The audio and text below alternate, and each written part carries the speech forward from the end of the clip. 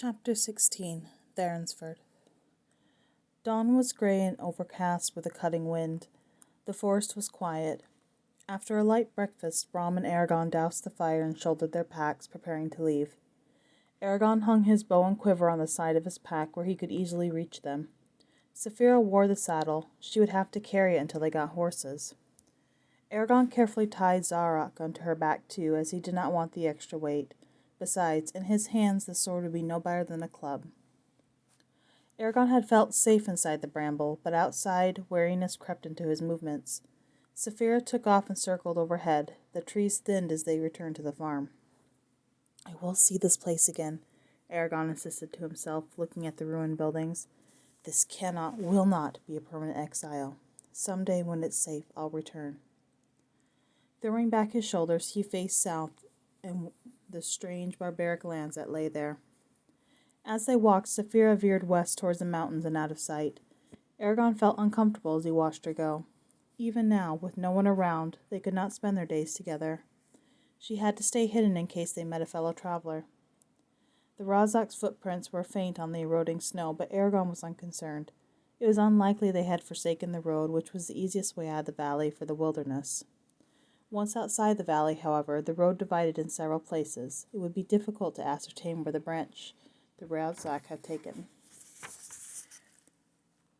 They traveled in silence, concentrating on speed.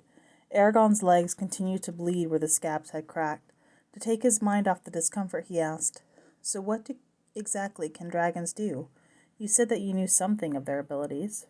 Brom laughed, his sapphire ring flashing in the air as he gestured. "Unfortunately, it's a pitiful amount compared to what I would like to know. Your question is one people have been trying to answer for centuries, so understand that what I tell you is by its very nature incomplete.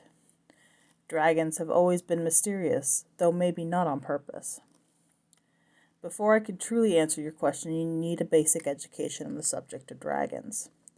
It's hopelessly confusing to start in the middle of such a complex topic without understanding the foundation on which it stands.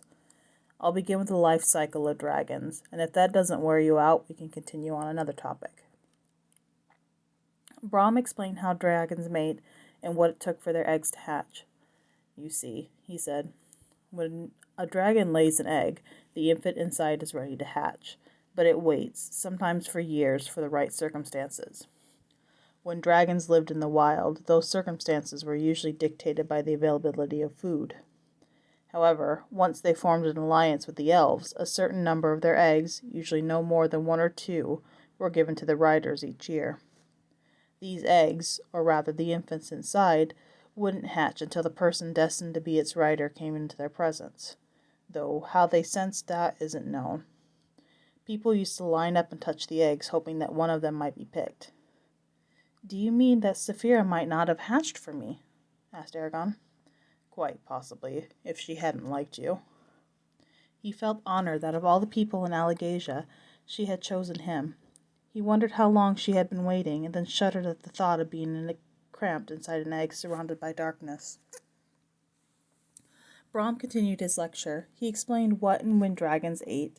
A fully grown sedentary dragon could go for months without food, but in mating season they had to eat every week.